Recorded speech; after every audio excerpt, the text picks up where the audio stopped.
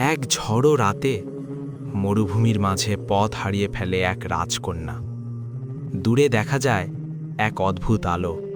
সে এগিয়ে যায়, কিন্তু জানত না ওই আলো তাকে নিয়ে যাবে এমন এক জগতে যেখান থেকে কেউ কখনো ফিরে আসেনি। গল্প মরুভূমির জিন সম্রাট ও অভিশপ্ত শাহজাদি। অসীম মরুভূমি, যেখানে শুধু বালু আর নীরবতা। দিনে আগুনের মতো গরম আর রাতে হিমশীতল অন্ধকার। এই মরুভূমির গভীরে লুকিয়েছিল এক অদৃশ্য জগৎ, জিনদের রাজ্য। সেই রাজ্যের শাসক ছিল এক ভয়ঙ্কর জিন সম্রাট, জাহরান আল নাফিস। তার চোখে ছিল আগুন, কণ্ঠে ছিল বজ্রের গর্জন। তার এক নির্দেশেই ধ্বংস হয়ে যেত পুরো শহর। শাহজাদির আগমন। দূরের এক রাজ্যে বাস করত এক অপূর্ব সুন্দরী শাহজাদি, নূরজাহান।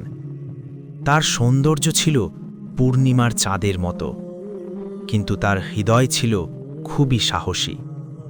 একদিন এক ভয়ঙ্কর ঝড়ে এসে পথ হারিয়ে ফেলে মরুভূমিতে।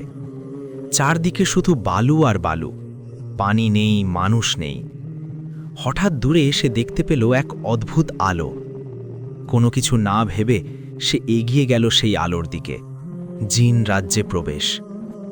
আলোটা ছিল আসলে এক জাদুকরী দরজা। নূরজাহান সেই দরজার ভেতর ঢুকতেই চারপাশ বদলে গেল।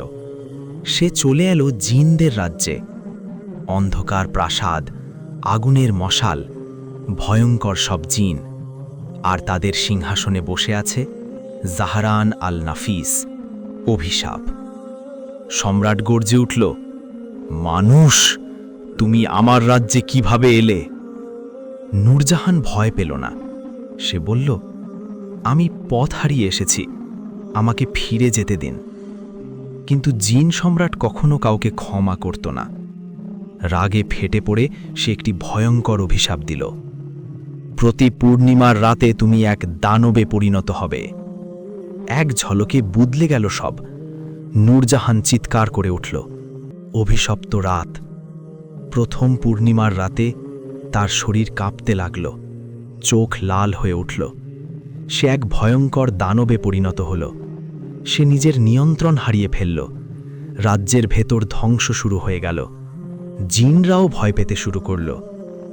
কিন্তু অদ্ভুতভাবে জাহরান লক্ষ্য করল, দিনের বেলায় নূরজাহান একদম শান্ত, কোমল, দয়ালু। সে জিনদের সাহায্য করে, আহতদের সেবা করে। ধীরে ধীরে জাহরানের হৃদয়ে জন্ম নিল এক অজানা অনুভূতি, ভালোবাসা, গোপন সত্য।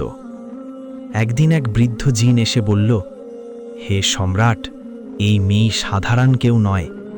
তার ভিতরে আছে প্রাচীন আলো, যা জিনদের থেকেও শক্তিশালী। এই অভিশাপ শুধু তুমি ভাঙতে পারো। কঠিন সিদ্ধান্ত। জাহরান বুঝতে পারল, এই অভিশাপ ভাঙতে হলে তাকে নিজের শক্তি ত্যাগ করতে হবে। মানে, সে আর জিন সম্রাট থাকবে না। সে হয়ে যাবে সাধারণ এক জিন, বা হয়তো ধ্বংস হয়ে যাবে। শেষ পূর্ণিমা। শেষ পূর্ণিমার রাতে নূরজাহান আবার দানবে পরিণত হল।